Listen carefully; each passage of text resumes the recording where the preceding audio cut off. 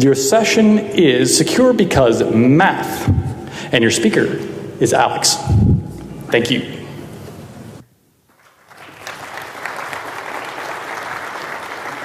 Thank you, guys. Okay, this is all right. This is working. Awesome. So, thank you very much for being here. This is quite a turnout, to be honest. By the way, if any of you guys are from the internet and you like to do the Twitters, there's actually a hashtag for the talk because I want to make sure I laugh of all the jokes that you make out of my expense while I'm doing this. So please try to tag me or try to tag the talk or something like that. I just want to make sure I get to laugh of you guys as well. Anyway, so let's get started.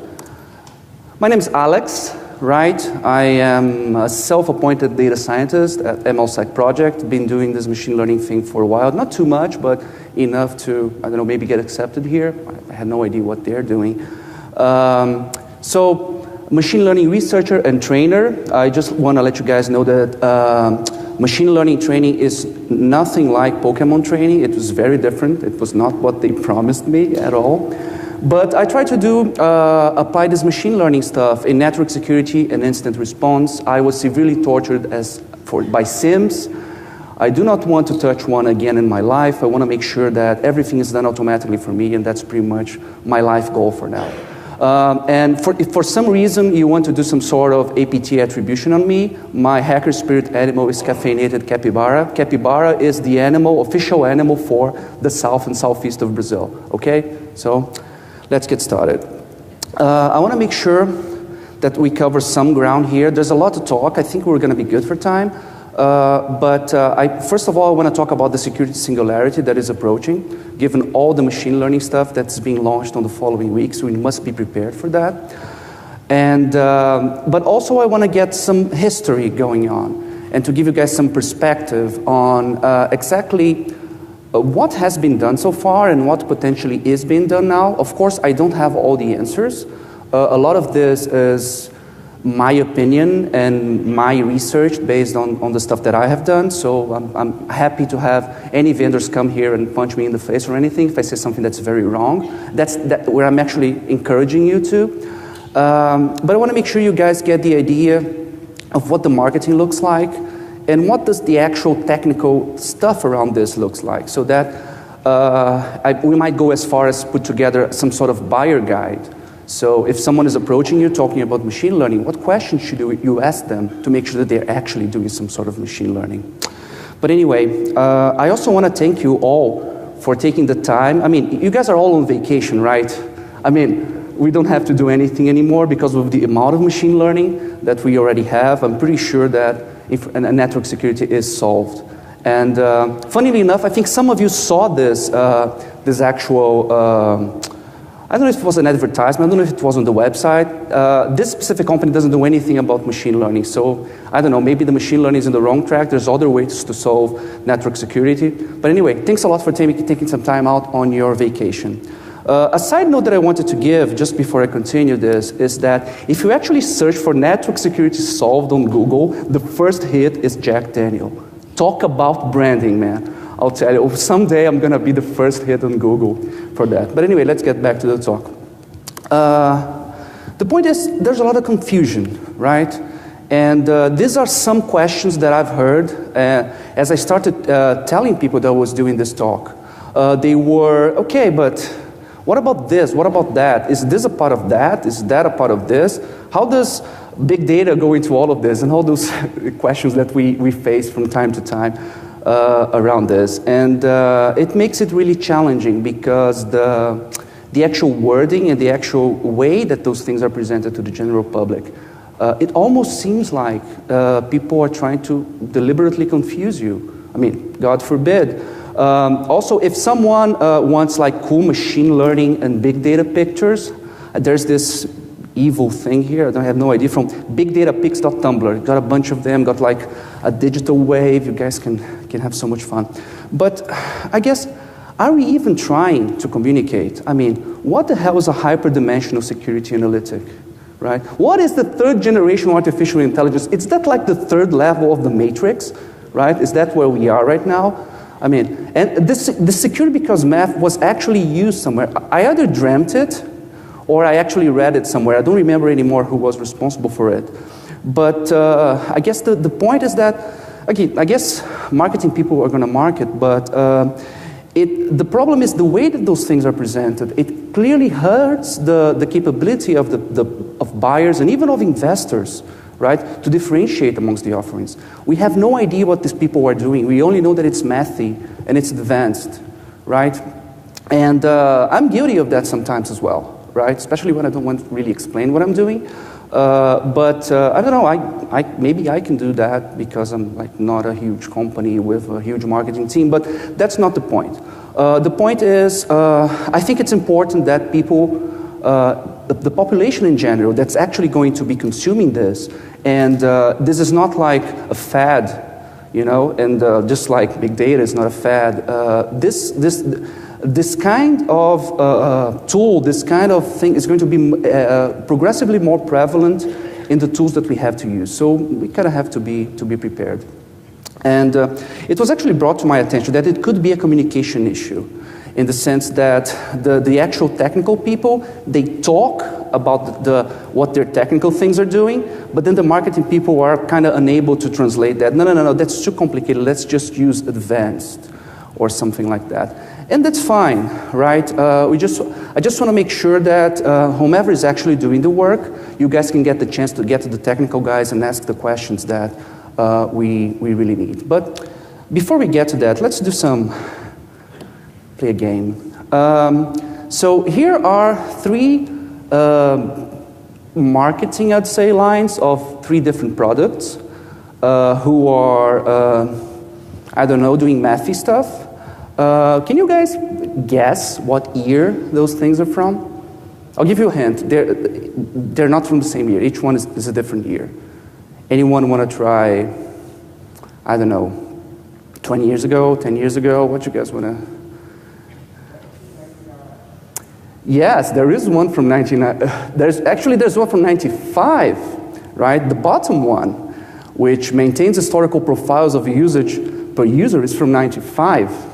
Right? It was one of the, I'll get to that, but it was one of the first IDSs that came out of academia, right? The first one, and I was hoping there would be some hardcore ISS guys here. It's actually from the Proventia anomaly detection. You guys remember that? That was like 10 years ago. And the middle one is recent. It's from this year. I'm not going to tell the company because I don't really have to, but I mean, it's hard to tell them apart. Have we actually been doing the same thing over and over again? Well, I'm not sure, right? But there's this lady, Dorothy Denning.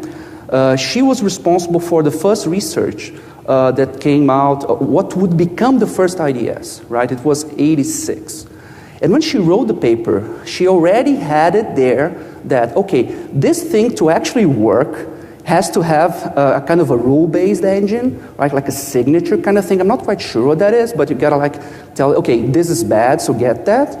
But also had to have some sort of statistical package, some sort of anomaly detection built in that would be able to find unknown unknowns or anything. I don't think they used that word back then, but try to find some sort of AP that they definitely didn't do it. What's funny is that a few years later, her colleagues, I guess all men, decided to release the next generation IDES, right? You guys think you're fancy because all your stuff is next generation. Man, it's so 93, I'm sorry. And, but anyway, things changed when a three-letter acronym actually made a big fuss in the security industry. And it's definitely not the three-letter acronym that you think it is. Actually, some guys call the KDD. What actually happened is, after Bro and Snort came out, DARPA pretty much figured out, you know what, I think we got the signature thing covered, let's do something else. And boy, were they right. This is exactly what we use today. But anyway, I'm not implying that they're bad. They do their job very well. But so DARPA released some data sets for user anomaly detection in 98 and 99, right? And it's, man, God, it's the crazy stuff. It's like some TCP dumps and Solaris audit logs. It's like, okay. And we have the KDD 99 data set, which is, I'd say by rights the most famous one that's actually used for some sort of machine learning or anomaly detection and security. It has over 6,300 citations on Google Scholar. And that's awesome, because the fact is that in '99, if you guys do actually look it up, look at the number of papers on the subject, there was a boom. People started publishing a lot using this data set, and they really started digging in what could we potentially find, having a minimum amount of information, what we could potentially dig around, right? And maybe we could take a little bit of the burden of us as network engineers or security people or whatever we were called back then. What bothers me is that in 2014, there's still like 300 citations.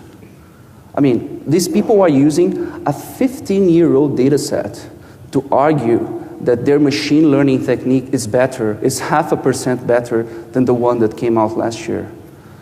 And I don't know, I mean, there's a modified mutual information feature. I have no idea what that is, but why are you doing it on KDD 99? I'm pretty sure there are other data sets out there. Maybe, I mean, of course there are some things about publications, and I'll get to that, but this should offend you, right?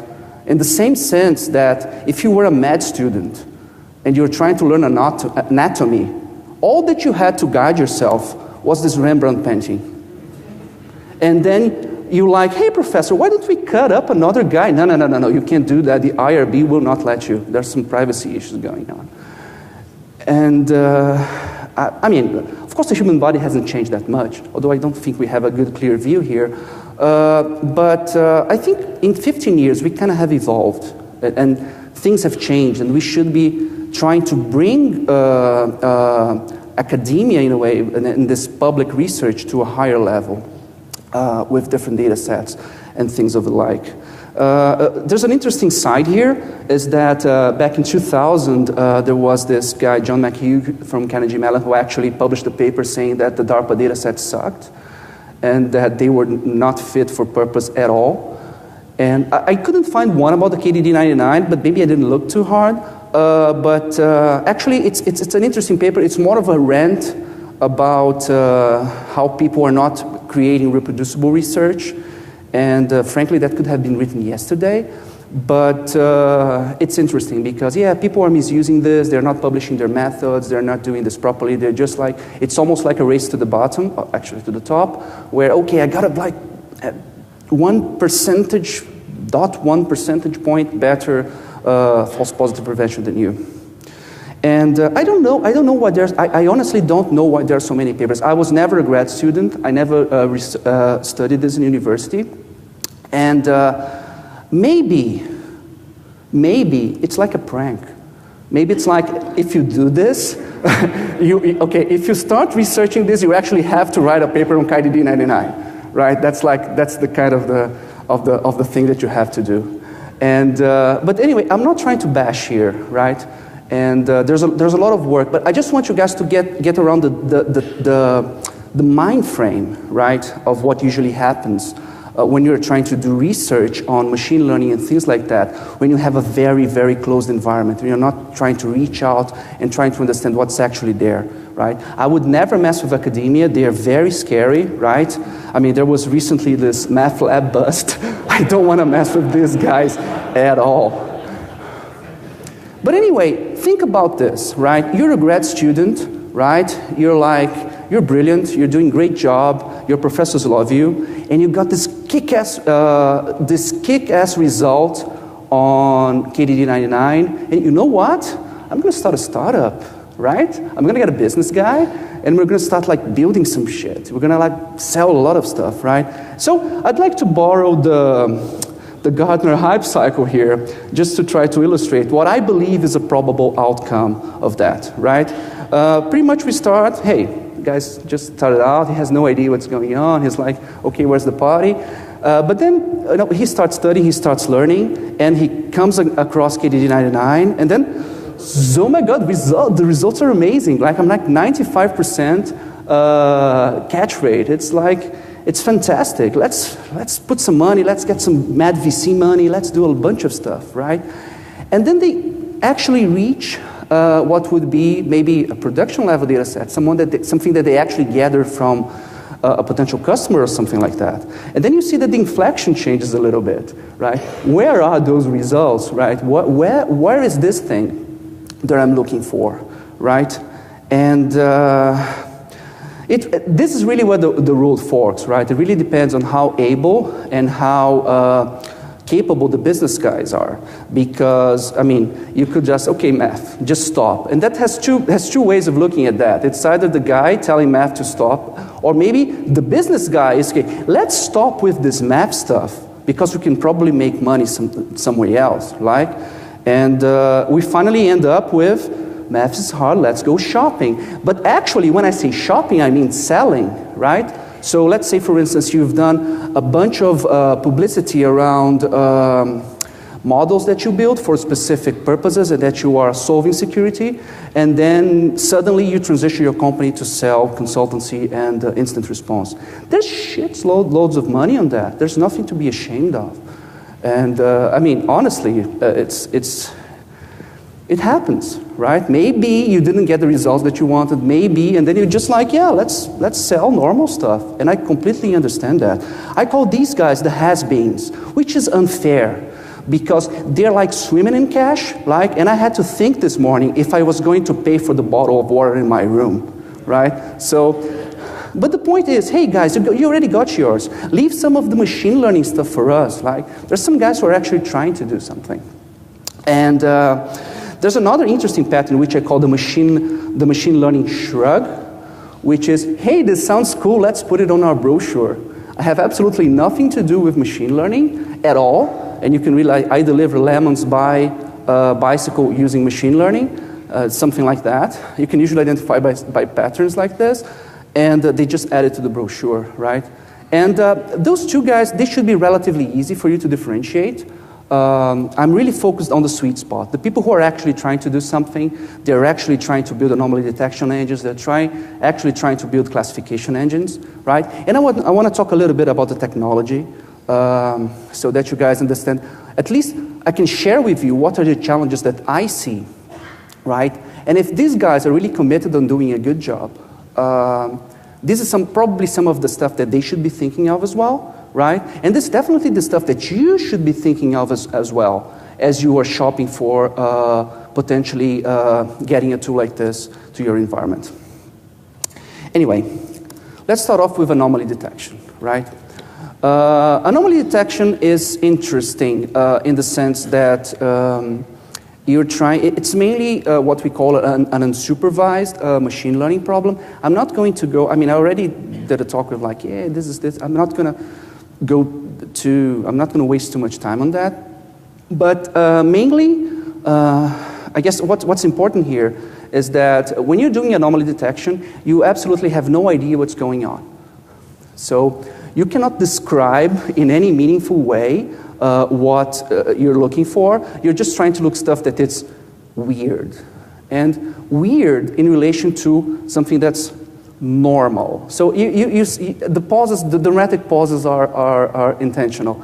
And but anyway, this is not that bad. This works great, right? When you have an industrial-like process, right? When you know that your screw has to be like this tall, right? Has to be this wide, right? And you have this production line, and you want to make sure that you do not have defective pieces, right? That diverge too much from what would be expected. That's what anomaly detection is for, right? You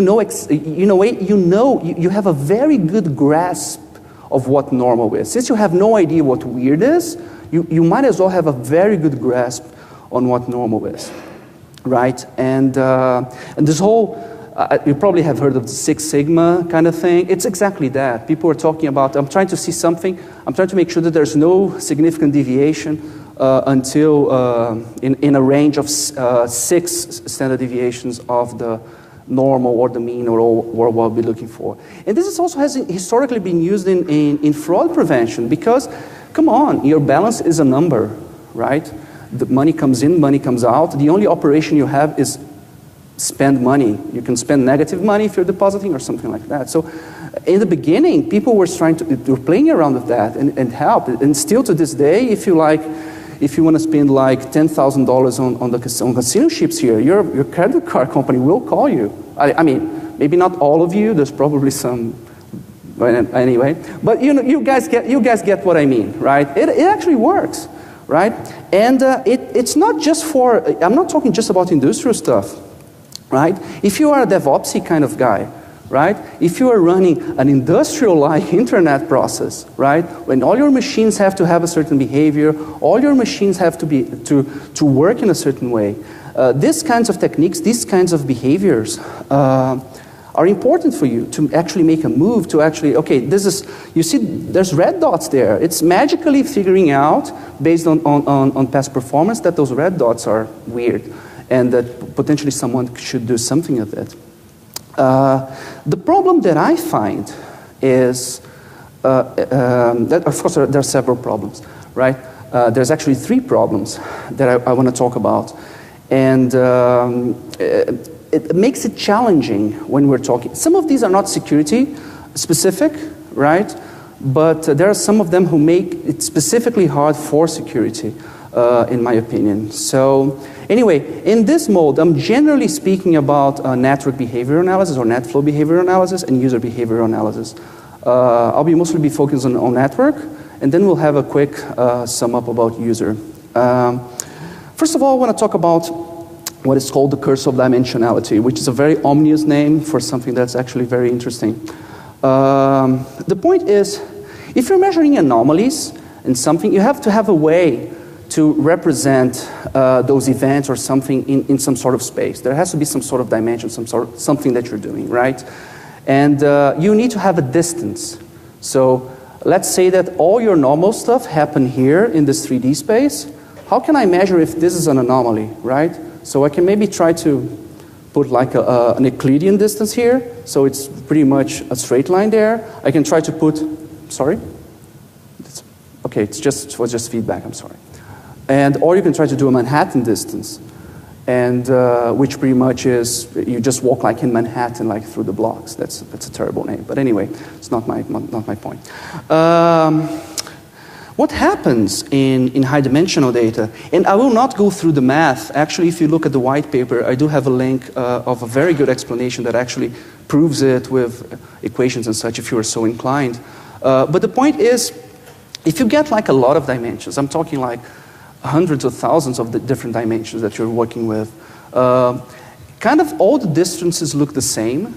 And it's kind of hard to imagine because, I don't know, I assume that the policy is that there's no mind-altering drugs in Black Hat.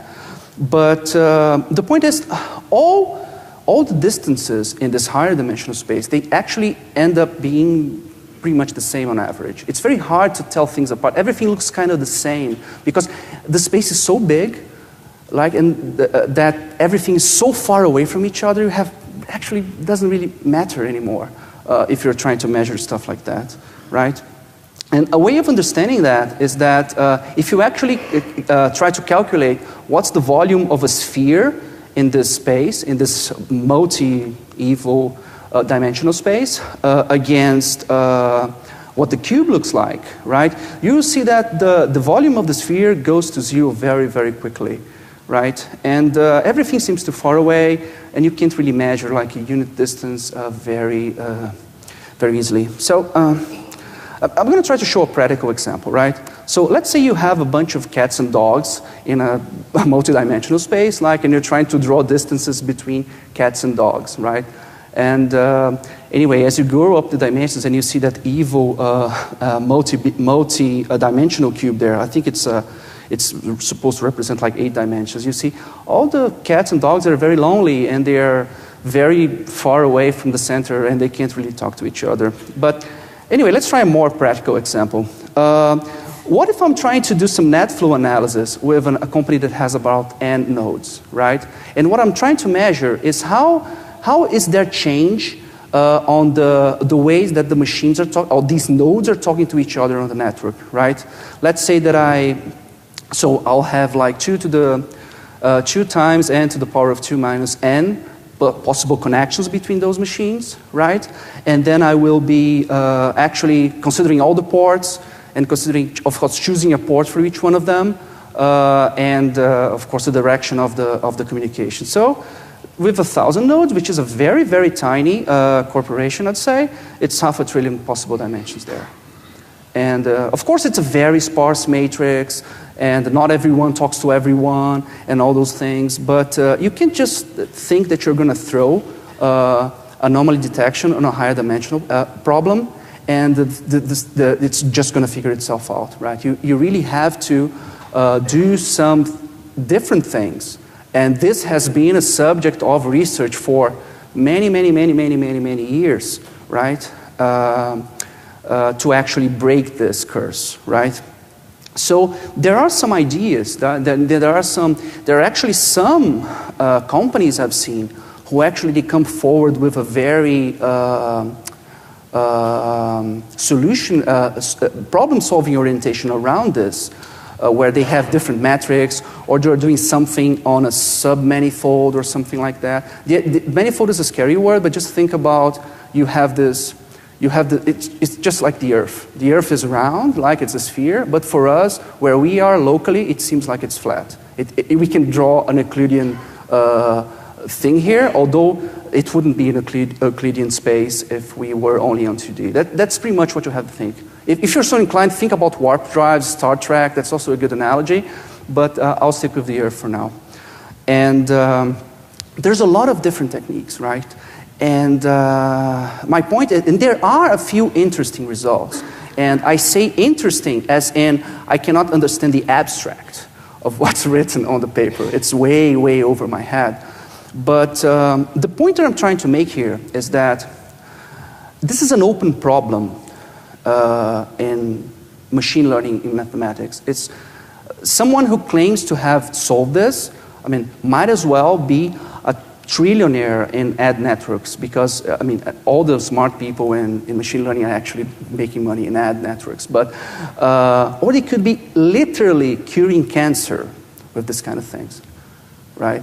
There's actually it's called Project Baseline that Google just launched recently, where they're actually going to try to data mine the genome for a bunch of people, and they're going to see if they can find some anomalies there that maybe can point to some clues of what we should be looking at. So a funny story is that actually I was using this curing cancer example, and there was someone who actually reached out to me and told me that, oh, you should see the medical applications of our research. And I said, well, that sounds like awesome, right? I just don't want to be sick wherever you are, that company is working. But the point is, this is a complicated subject. Look into it. I mean, if you're really inclined and someone is, I'm doing anomaly detection and I've broken the curse of dimensionality, you should check twice, right? This is a very, very bold claim. And some people may have get some limited results that actually make some of these things feasible, right? I just don't want you to fall prey to this guy, right? It's like there's this weird trick that I'm doing that makes everything solvable. Just be careful, right? Just make sure that people are not trying to constantly blind you with math. Oh, I really like the one with the helmet. It's awesome. Anyway, but that's just one problem, right? I want to talk about normality poisoning attacks. And this is actually, I have seen more than one people discuss this when they were talking about big data analytics and things like that. And again, I go back to the story about normality, right? So what is normal, right? What is my ground truth, right? What am I trying to prove that's bad? What am I trying to prove that's good? And if you don't have a good grasp of that, right? And this is going to sound like every single person who ever challenged an anomaly detection product. I mean, I probably said that sentence in like 2004 when I was, I don't know, doing IPS integration. But I would say, yeah, but what if your malicious traffic is hiding inside your normal traffic, right? And it sounds like it's just nitpicking. But the fact is, in anomaly detection in general, specifically in our field, the number of the kind of stuff that looks like normal is actually, there's a lot more normal than anomalies, right?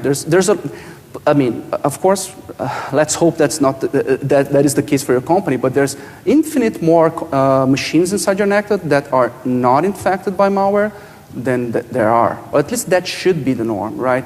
The fact is nobody really knows, and you're just having this thing there. And I really believe that if these things actually catch on and people start using more anomaly detection, we will see a lot of adversarial work around this, and that people will actively try to break this and actively try to make their traffic look more like what's normal, right? I have this example. I don't know if you guys know Waze. It was bought by Google recently. So it's kind of a crowdsourced thing where it gets input from users in order to tell you if the traffic is going well and while you're driving or not. The point is, I mean, I have a few friends that they're like, okay, I'm about to leave work, so I'm going to put like a lot of accidents around my building so that the traffic clears and then I can leave and go away, right? Okay, this is silly, but this is the kind of stuff that I'm talking about, right? You have no way of figuring that out. You have no way of filtering that. And finally, my favorite, Hanlon's razor, right?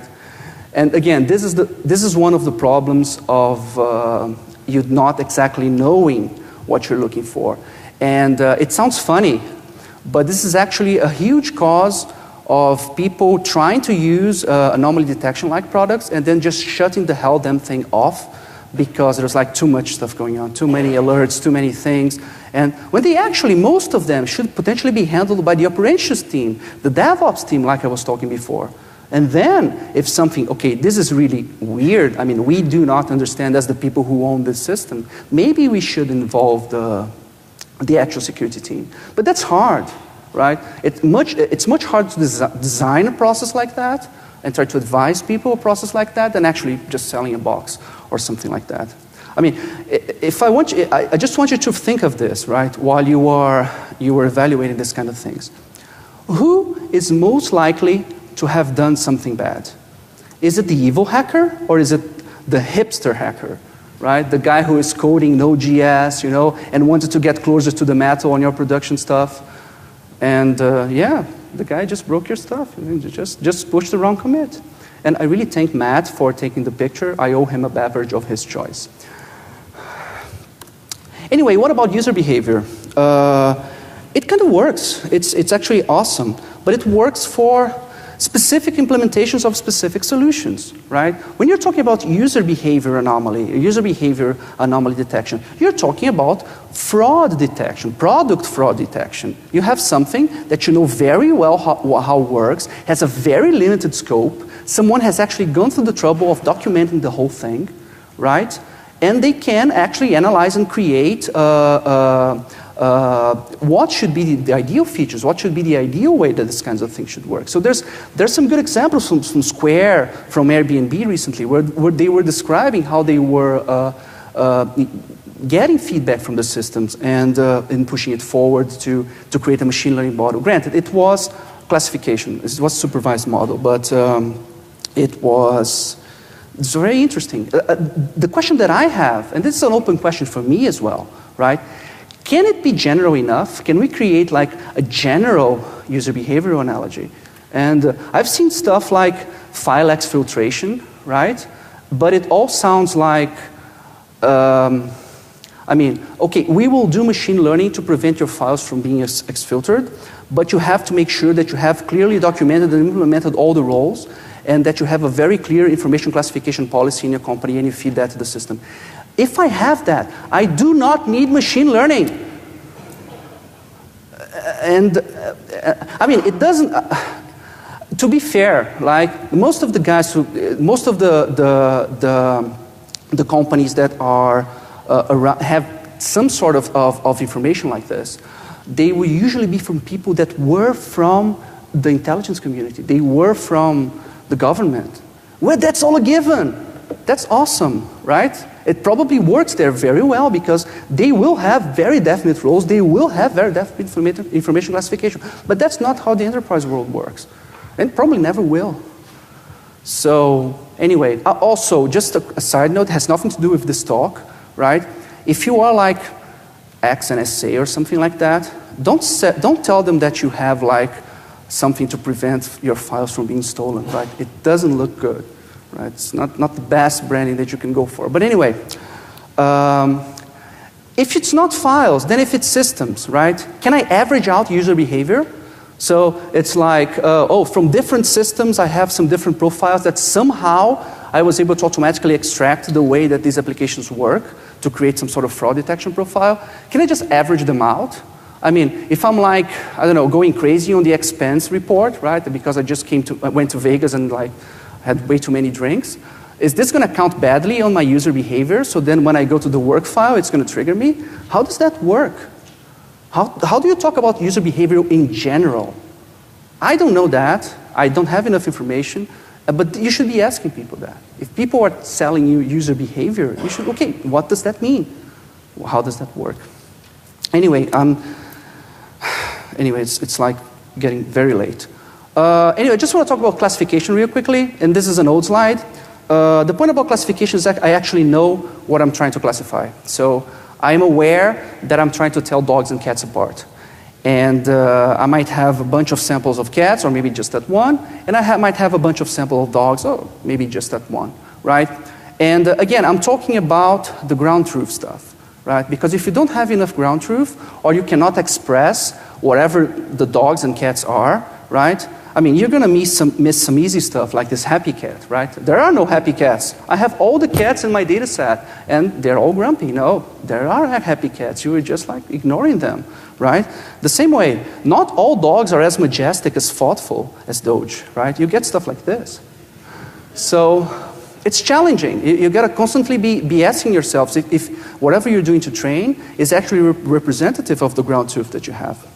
But anyway, I'm much more, I like classification much more, right? And there's been a lot of malware activity researching malware, and I put that there on purpose. Classification, clustering of malware samples, and it's all very exciting because there actually has been a lot of data sets that have been published, and people have been trying to make this happen and try to, and honestly, from what I've seen, stuff that try to actually cluster malware, what I'm trying to say is that I already know that this is a malware. I want to know what kind it is, what kind of lineage it's coming from, where did the code base evolve from. These have been much more promising. These have been actually getting interesting results than actually, okay, I'm detecting malware here. And the reason why I say that is that my guess is that if someone is kicking ass on this and is actually doing the work, it's AV companies. They've had all this data set for ages, and they have had big data actual stuff to use them and to analyze them for ages, right? So, I mean, we're bashing them. They're probably on the front end of this. So, but what concerns me, because I never turn on the heuristics on the AV because it's crap. It always crashes my machine. I mean, can we do better than AV and heuristics, right? And again, this is an open question. This is something that people should be trying to, if you're approached by someone like this, okay, how are you better than this, right? Because there is a lot of data, but there's a lot of research that's crappy. There's a lot of research where you're putting evil malware stuff against, I don't know, calc.xe, right? And that's going to be a great, I mean, it's going to get a great, like, low false positive rate and anything like that, if that's what you're comparing it against, right? So, again, you got to be mindful of the ground truths. You got to be mindful how are these people training this model? How are these people doing this? I mean, if I had something, right, that could potentially download and run code from the internet, right, access the file system, access the camera, access location information, send it to remote servers, right? What would potentially I try to compare it to, right? I mean, it's like we got a bunch of these. And, but hey, I just had an idea. Maybe the difference between the average browser and a malware is actually that browsers have sandboxes. Oh, damn you, Firefox, we almost had it. Sorry guys, this is not the time that we have solved this. But it looks like I'm being very critical, but the point is that everyone makes mistakes, right? There was this guy last year, he was talking about this model that he built, and he was like, hey, I used Alexa for my good stuff, for the things that are not malicious. And that's lame, because Alexa is a very bad measure of this. I mean, honestly, we do have, there are if you're doing work with IP addresses and domain names, there are very few interesting measures or sources for goodness, right? There are some people who are helping out of that. OpenDNS recently released, they're calling it the random domains data feed, where they actually have their own version of Alexa, like 10,000 top or something. And they just go like, okay, these are 10,000 guys that we think they're not malicious. Some of them might be, like, but then have you guys ever looked at Alexa? But that's interesting. I mean, if you guys, if some of you like are interested in this and want to try this out, it's a good resource for you to look at. But anyway, how's it going then, right? Because that guy obviously had no idea what he was talking about. And what I have been trying to do, right? And this is for 1,000 failed experiments, this seems to be one that is actually looking promising, right? Is a private beta of our models that are based out of threat intelligence. And the actual ground truth is coming from stuff that I know that has been painstakingly researched from other people. But there's not enough of these people. And potentially we can use the markers and we can use the information that they have researched in order to expand our knowledge, right? The same way that if you are like a huge corporation, if you are an MSSP or something like that, and you get these feeds, and you don't like use them as block lists. I mean, there's nothing intrinsically wrong with that. I have actually another talk that I talk a lot more about threat intelligence. But ideally, you should have a team who is analyzing this and learning from this stuff and doing these patterns, right? And this is pretty much what I'm trying to build, which is a model that will be able to learn in the same way as an analyst would learn and search for the same information that an analyst searches, right? When they're doing their investigation to see what's bad, see what's good. Yeah. But anyway, why should you care, right? The point is, it's kind of effective for triage, right? If you've got a bunch of log files that you're not looking, you're not doing anything at all, it's a great first triage to get like a list of 10 things that you should investigate on the following day as a part of the routine of the security people there, right? Just send some logs, right? And don't worry, it's only metadata, right? We're not interested in the actual content for now. And you get and you receive a report with a list of potential compromised machines. I mean, you might want to download the feeds and do it yourself. Of course, I mean, we have some open source tools some tools that we open sourced yesterday on the other talk I was doing, where you can easily, it's a Python program, harvest these feeds from the internet, create some lists for them that you could potentially export to several different things. Only CSV and the stuff that we actually needed for the presentation is ready now, but we're committed to working on it. And there's actually the TIQ test, which is trying to do statistical analysis on the threat intelligence feeds and see how do they compare against each other. And is this new feed that I bought actually bringing me value or not? You could do all of that, or you could just have someone who's trying at least to do the work for you. But anyway, what about the ground truth, right? I've been talking so much about the ground truth. What are you doing, Alex? What's this ground truth look like? Well, there are a huge amount of threat intelligence feeds now, both open and commercial, right? And we've been painstakingly trying to figure out which ones are the best fit for what we're trying to do. And some of that is distilled on the tools that I told you. And, but no malicious samples are still very challenging, right? And we tried different things like very high-ranked Alexa, Quanticast, the OpenDNS stuff. But we actually devised some techniques where we can infer what an actual customer finds to be good or not, finds to be non-malicious or not. Basically, and then now I'm going a little bit on the anomaly detection side of things, but I'm actually just using it to seed something and making this model not so much entirely supervised, but a little bit semi-supervised. I don't really know what these things are, but I have a high inkling that these are positive. And that actually helps with the bias a lot. So if you have a company that's not your average US company that goes to the sites that are on an AXA and Quanticast, you see that their popular sites are very, very different. And it helps even out these unknowns when you're hunting for false positives. Anyway, but what about the data tampering thing that you were talking about, Alex? Well, most of the features that we use are actually derived from structural data and intrinsic data from the internet. Stuff like GeoIP, the ASN, where it's coming from, a lot of passive DNS information that we use, Farsight's DNSDB, in order to harvest this. They are by far the most complete source that we came across, right? But the point is, of course the attacker can tamper with the logs. And if no one sees the logs, no one is going to detect that the attacker did something. But he cannot tamper with those other things without cost. He cannot keep changing the IP addresses all the time, right? They will have a structure that they set up, and they're trying to milk it, and trying not to be detected for as long as they can, before they actually have to invest their time, money, or whatever evil resources that they have to move to the next thing. So it helps out pretty well. I think that potentially, there is a path to try to finding malicious stuff by anomaly detection, but it has to be grounded in somewhere that cannot be easily tampered with anything else. But what about the false positives, right? You were talking so much about false positives and stuff like that. And it's a fact of life, right? You're never going to get everything right, and you might as well just accept that. And if anyone, again, it's like the 100% security thing. You just like walk away if someone starts talking about that.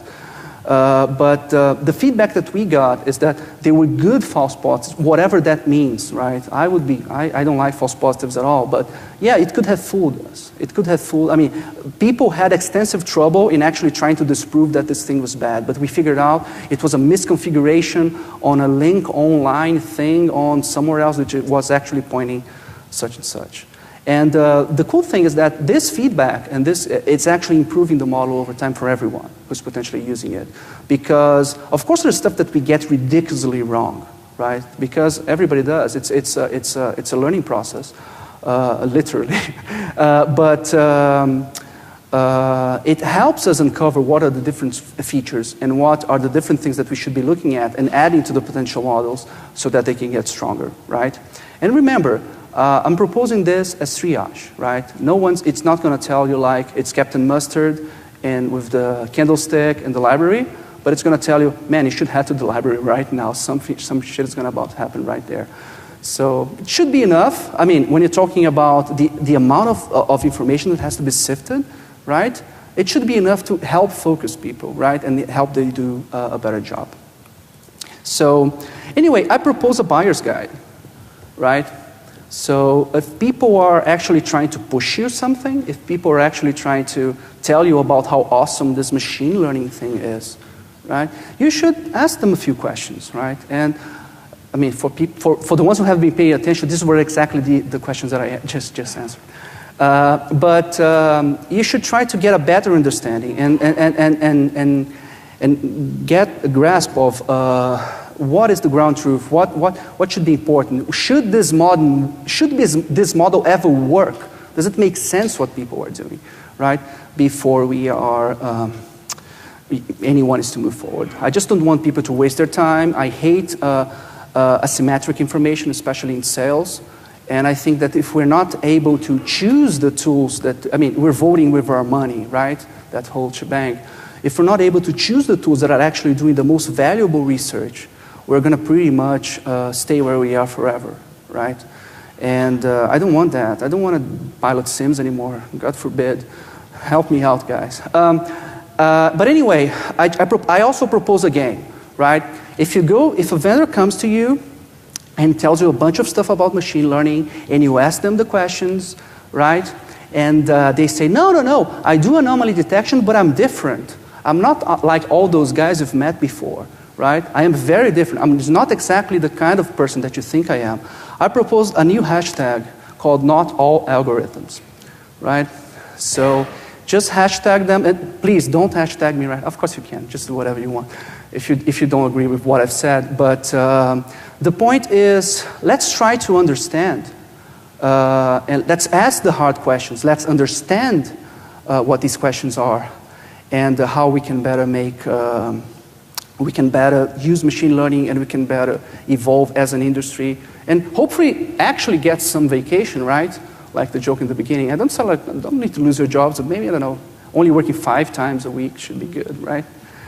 Anyway, just wrapping up, don't take my word for it, right? If you guys want to sign up, help us test, send me an email, whatever. It should be relatively easy to find me, right? We are, it's not just if you want to get a report, if you're interested in some sort of data sharing agreement with the threat intelligence stuff, we are all for that as well. Anyway, just the small plug. And limited capacity, guys, so I'll get to all of you, but, let's move this. Anyway, that's pretty much all I had. Thank you so much.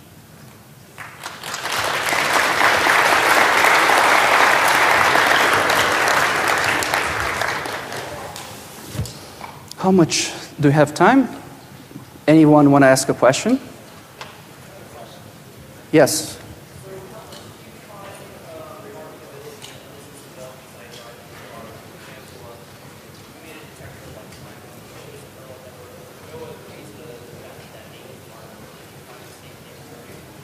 I'm not sure if I heard the question right. Can you?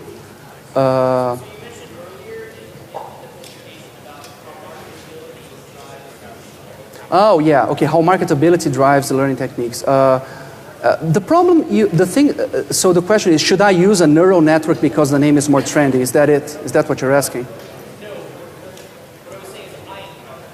Okay.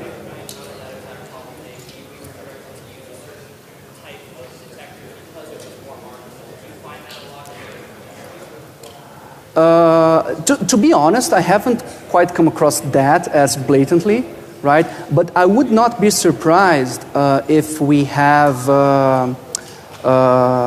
companies that they come forward saying that they're using deep learning, right? To do, so yeah, we're using deep learning neural networks now because it's the new hotness in machine learning. And deep learning is something that's specifically dangerous because nobody really understands how they work, although people sound like they do. And there's actually a lot of research where you're actually doing this, all this sort of image parsing that they do with deep learning right now. Huh? Yes, the blind spots, exactly. So people don't really, they think that they're actually decomposing the frame. Oh, this is a house. But actually, no, it's some weird points. You can just edit the image, which is visually the same, right? But then the model is completely lost. So if we have, and again, images are complicated, right? But if we don't have a good grasp, a good intuition how the model works, what's going to come out of it, right? I mean, for my stuff, I run a bunch of them. I have a bunch of different algorithms for each day, and whoever wins, wins. Okay, this was the one that had the best performance. That's you're king for the day, right? Let's see what tomorrow brings. And I think that's the way the algorithm. It's just like, at least in my perspective, it's just like crypto. All the primitives are there. Everyone knows the primitive. It's like, you can't, oh my God, nobody must know that I'm using AES. No, it's all about the engineering that you put around it. Are you salting? Are you hashing? What are you doing first? How are you actually building it out? Any more? Yes. Sorry, he was there first. Yeah, some of my customers would be not too happy about sending their log files. Although I think they'd be quite happy to get a result back with this. Can we sanitize the log files? Maybe change the IP addresses? IP address A is always IP address B. I have work where I have sanitized some things. So we actually have, I mean, it's one of our internal tools which actually helps sanitize and anonymize a bunch of stuff. It pretty much gets whatever you tell them, whatever you tell it, it's sensitive, and it age max it and encrypts it with a key that only you have. So I can give you back, okay, this is the age mac that I got as a result, and then you go back and you reverse it. The problem is, so the internal IP addresses, I don't care, right? As long as I can tell them apart, that's awesome. But of course, I need the external IP address. Otherwise, there's absolutely nothing that I can do. See, that's the thing that they think. Everybody uses 10 dot, right, for a large enterprise. Yeah. We don't care about the 1918 address. It's the global unicast address. I didn't understand. I'm sorry, we don't care about the not internal address. We don't care about the external Yeah, yeah. So yeah, the work. address. Concern to send to something. Yeah. Because then you'll be able to identify the organization. Yeah, and I've come across this before. Actually, I heard organizations that were like that, and I'm afraid there's not a lot that I can do about that. Side question, we can also subscribe to the view we get these laws. No, it doesn't work like that. I'm specifically trying to not crowd people with information. I mean, it wouldn't make sense. It would, although I do want to create some sort of API so that you can, okay, let me check this internally here to see what would come out. But the model really shines when it actually has your data to do some comparisons against the actual proportions that it has inside it. And I mean, it's not like I'm providing you a feed with 100,000 different IP addresses that then you have to figure out for yourself how you're going to match this thing internally. I'm actually just telling you, okay, of your logs, these are the guys that you should investigate. And that's pretty much that's the actual spirit of the thing. So we can talk more. I mean, happy to take a card, but it sounds hard. No problem. Please. Thanks very much. That's a very good presentation. Thank you. So, we are doing something so that we're checking on the same page what we talked about here. Just specifically talk about the classification and the behavior profile. What algorithms have you seen working in your case? What I? Algorithms. Which algorithms are machine learning algorithms? You talk about the supervisor, right? Oh, you mean? I don't know. There's a bunch of them. I mean. In your case, which one did you see the most proven algorithm? I don't think I'd be able to name one for you. I mean, I can chat. We can try to chat offline, and maybe I can run some names by you to see if it's the same people that you know. But I would be hard pressed to try to endorse any of them or anyone. I specifically avoid saying any names of any companies here, although I made fun of a bunch of them.